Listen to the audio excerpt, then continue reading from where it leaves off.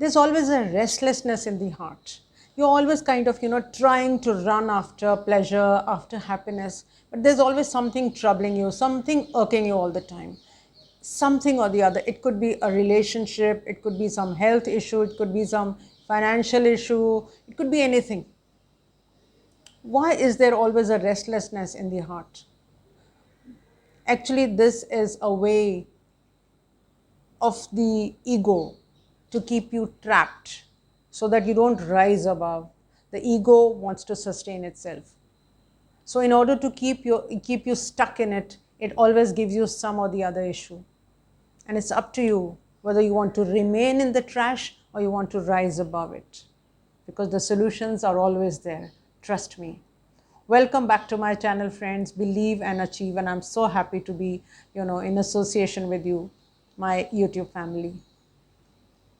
Yesterday, I was taking a walk in the park in the evening, and I met this neighbor. She was just having a walk. She's rather an acquaintance and a neighbor. And we started walking together. She looked very sad. I think I just touched her wound because I asked her, I said, what happened? And she literally started sobbing and crying. And then we both sat on a bench. I said to her, I don't want to know your problem. Maybe you don't even want to tell me. We're not really, close friends. But I can tell you that yes, these problems are there so that you remain stuck in the trash. All this is trash. But you are not part of this world. She said, what are you talking about? Why am I not? Of course I'm part of this world. I said, let's, look into the scriptures. The scriptures tell you that all this is a trash, all this, little problems, petty problems. He said this, if you observe carefully, most problems are related to the ego.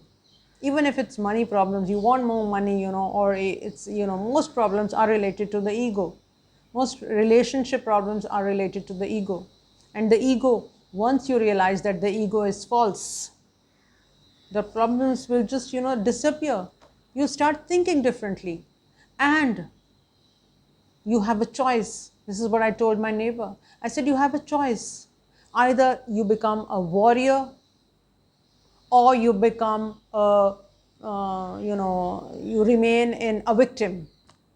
Become a warrior or a victim. Choice is yours. You wish to remain a victim? That's your choice. But the Bhagavad Gita says, become a Sakshi.